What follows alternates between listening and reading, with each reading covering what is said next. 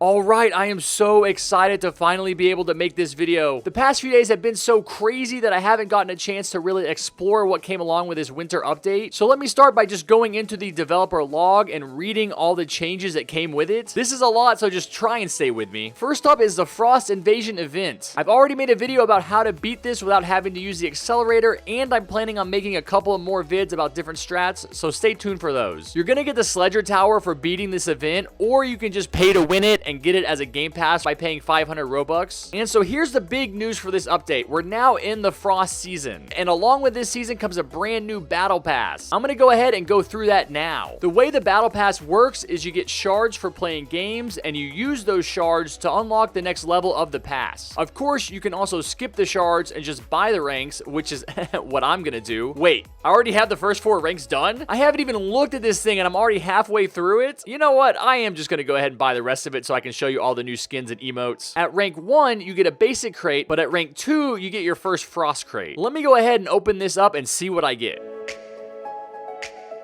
Alright, nice! An all-white pyromancer. You do not want to get ketchup on this shirt. I wonder what this looks like at max level. I've got to do a skin showcase for these winter skins. This guy's pretty cool looking.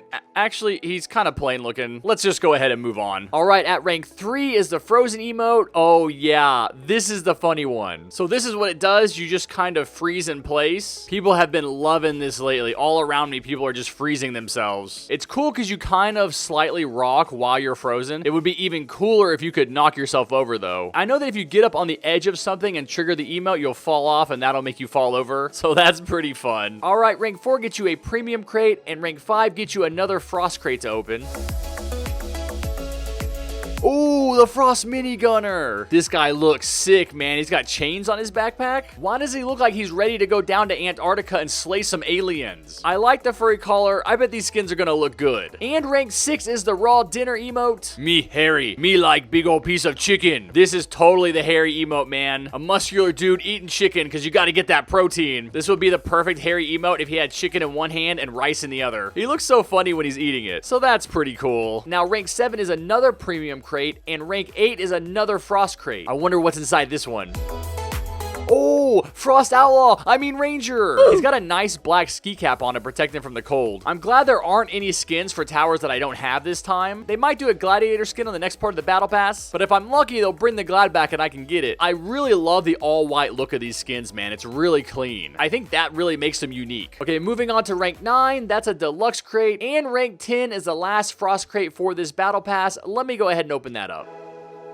Oh, and the Frost Commander! I actually saw someone using this in a game the other day, and it looks really nice at max level. This is interesting, because the Commander skins turn white at level 3, so what color is this guy gonna turn? Definitely gonna have to retire my Bloxy Commander skin to try this one out. And finally, rank 11 is the updated Lazy Couch emote. If you don't know what Lazy Couch is, it's one of the most popular emotes in Tower Defense Simulator. You got it from the 2019 winter event, so of course only OGs have it, and they just use it to flex on everyone. So this is supposed to be the 2021 version, and it's just not as iconic as the Lazy Couch. So I guess the OGs can just keep flexing on us noobs. And that's the entire battle pass. I do need to note that it says here that there are more skins, more emotes, and name tags coming in part 2 of this season. So keep your eyes peeled for that. All right, moving on. Now I'm going to go over some of the tower remakes. First up is the Minigunner. Now this is an interesting change, and it basically makes all of my Minigunner strats obsolete. Yay! Actually, I don't know. They might still work. That's something I'm going to have to test out. But the Minigunner has been changed from 5 levels to 4. It's gotten a pretty big revamp in its design and animations. Yeah, as you can see, it looks very different from what it was. This continues the realistic direction the game has been heading in as it gets rid of anything cartoony. And so it also gets an increased fire rate, but the real question is the rate of fire bug fixed? And moving on, the Militant also gets some pretty big changes. He has an increased fire rate, and now he uses ammo and has a reloading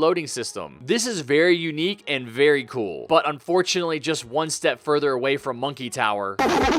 He also gets a cheap replacement cost, which I don't think was necessary. He was one of the most expensive early game towers, but that was the challenge of using him. I was still able to do a solo fallen strat with it, and the Rocketeer also has some changes. It was changed from 5 levels to 4, but who cares? Nobody uses this tower. It also got increased range and a revamped design and animations. Now the Pyromancer added turning to hit more enemies and improved animations and weapon models. And finally, the big Crook boss himself was changed from 5 levels to 4. Crooks now spawn at level 2, they were replaced by guards, and the tower got a revamped design and animation. And now I'm gonna go over the Toxic Gunner. Easily one of the best towers in the game. This was the reward tower for beating the Halloween 2020 event, and I just made a video about us killing the Fallen King with 90 of these bad boys, so be sure to check that out. This tower is just a beast. It's a 3-shot single target support tower that slows enemies down by 10% speed per shot. It also deals damage over time. This thing manages to slow the zombies down by up to 50%, even the bosses, which is just killer against the Frost Spirit. Now moving on, there were some changes to the Ace Pilot, most importantly the fact that it now gives the towers around it hidden detection for the first 30 seconds of each wave. I literally just made a video about this that you can watch by clicking the link in the top right hand corner of your screen now, or you can find that link down in the description below. It's a really crazy ability. It basically turns the Ranger into Outlaw for the beginning of each wave, almost like Cinderella. And of course the Electroshocker is now cheaper to place. Now this is a huge change. 14 new and revamped maps. I'm not going to read them all out, but I'll leave this on the screen for you to read. The big thing here is that these aren't just visual revamps. They've also changed the layout of some of these maps so they could be easier or harder than they used to be. You should jump in and go check out your favorites to see what's different. Moving on to the revamped UI, it looks much more clean and consistent. This isn't the end of the UI improvements, as the devs plan to release the armory and the new store. Now I do have some images of what the armory is going to look like, but I still can't wait to see the final result and figure out exactly how it's going to work. And of course, I love the new tower UI in the game. I just wish it was down in the bottom left hand corner like it used to be instead of above the tower. Now here's a huge change. TDS finally has keybinds. You can now press numbers 1 through 5 to select your towers. And honestly, I just keep forgetting this even exists. Put a 1 in chat if you keep clicking on your towers with your mouse like it's Halloween still. And here's the biggest piece of news from this update. Name tags now use display names. Time for me to impersonate Egg Ripped It in the game.